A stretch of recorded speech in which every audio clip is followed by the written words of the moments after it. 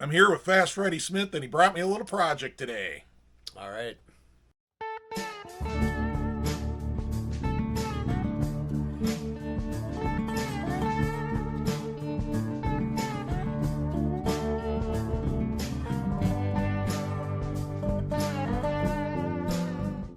All right, Fred, what'd you bring me today? Well, I got a shaft here that was just plain old hex, and I turned the ends to accept a 1-inch bearing. Anyway, John has the good fortune of machine capacity to cut a spline on here to accept this gear, and I need this desperately because I'm building a new sled. Where are you going to race it?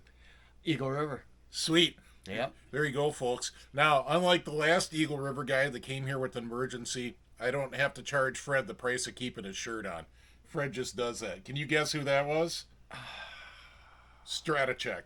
Oh. Out of Princeton, that was the price he paid for an emergency fix. Uh-huh. Got to wear your shirt. Oh. It kind of backfired on me. I'll put that clip in right here. Oh, trust me, we blame Nutter for lots of stuff. Excuse? All because of Nutter. I'm gonna have to ask him about that. You should take a picture and go, this is all your, hey. This is what happens when you don't specify the shirt when you say he's got to wear a shirt. All right, there you go. So we're going to get to machining. This is pretty easy. Fred already did the lathe work. And so I'm just going to make sure everything's square and true in the mill, and we'll get to cutting splines. All right. True, huh? Well, yeah, first thing we got to do is make sure I got this true.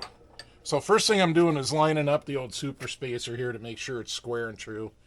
And I sort of pre-trued it a bit, but we'll use this old back plunger starred indicator on there. And just bring it out to something.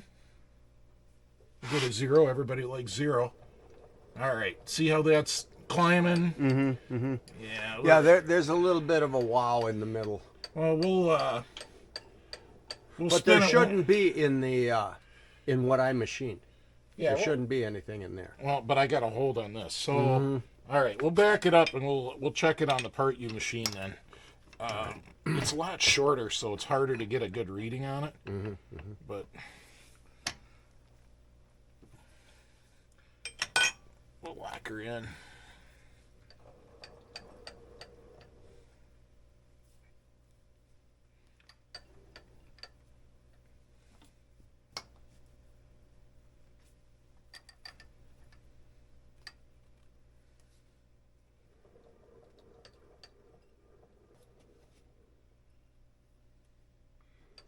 All right, there we got it.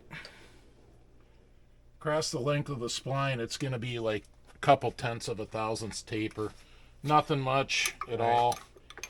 We could spend an hour trying to take it all out, but Fred says the shaft's got a bow in it, so there you go.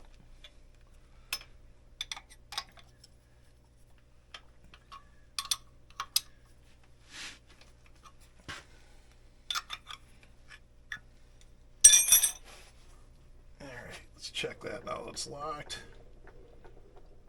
Oh yeah, I can't even see that it moved. Nice. All right, it's gonna be noisy from now on because I'm gonna have the 3-phase converter running.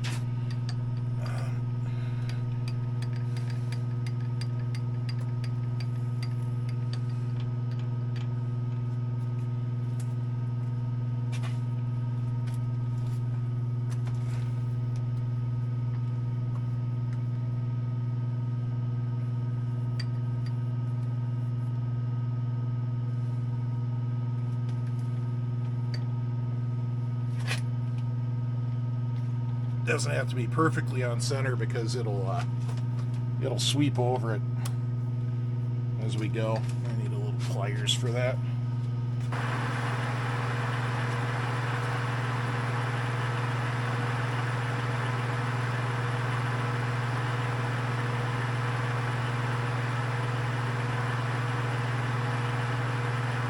All right, so it may take 2 times around before there we go. It may take 2 times around. I'd start out kind of conservative on that.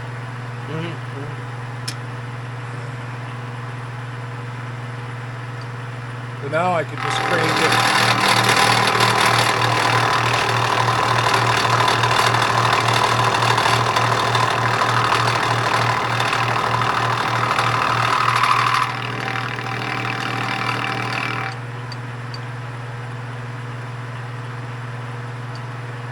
Yeah, it doesn't look like it's full depth yet.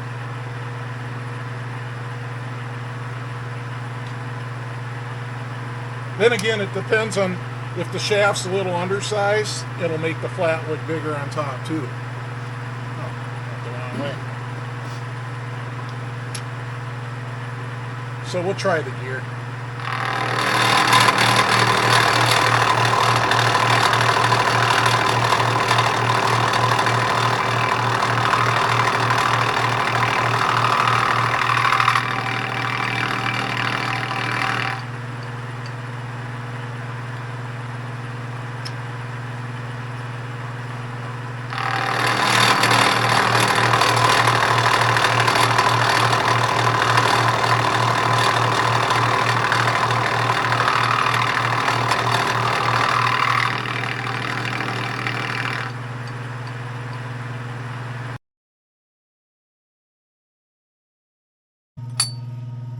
All right, we just finished up cutting it, and it's still pretty tight, but what do you want? It's aluminum. You want it to be tight.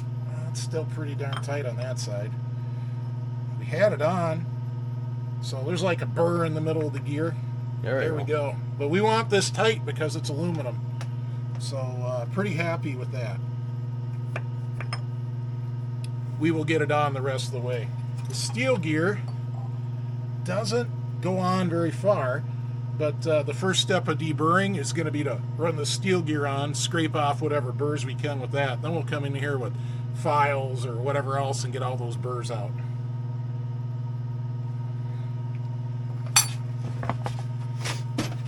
Yeah,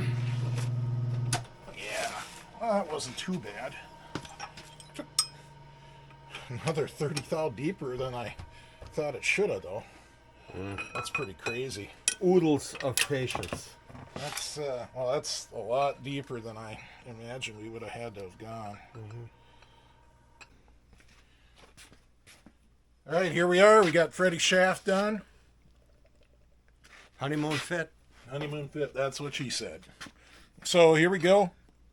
The steel gear goes right on. I went and just dug up a random steel gear. Oh, you do have to line it up right, though. Watch me fumble with the gear on video. This will be great. So, steel gear goes right on.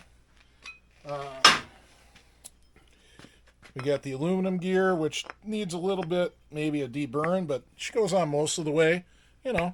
She'll come back off. All right. So, All brand new. they're brand new. So, Fred, what are you running at Eagle River? This is going to be in the premier class, World Championship class. I, unfortunately, am not going to be able to drive it. I cannot hang on to it. I'm 68 years old. But I've got a mystery driver that I have not released the information on him yet. But he is well seasoned, and we look forward to success. What number is he going to be running? Well, we don't know that either. All right. But it'll be a Skidoo because Oh, yeah. this is Fred Smith, and he runs Skidoos. But I like them all. I like all the colors. And Yep. try and use previous engineering from other sleds through the years to make improvements on this vintage stuff. I mean, that's kind of what the vintage is all about. The strides that the club or the participants have made through the years is adapting new product. Yep. And new parts, whether it's pistons or ignitions or carburetors or whatever. The stuff that was back in the 70s was enough to get it running, but it was kind of unpredictable. So this much better stuff. Good deal. So there you go. Fred's adapting new stuff to his sleds. So with that said, I just want to say a huge thank you to the patrons. Thanks for your support of the channel. Everybody else, check out the Patreon. Patrons get behind the scenes videos. They get to see everything early, and they're really the backbone of the channel. So we appreciate you guys. Everybody else, hit subscribe, and we'll see you on the trails. Later.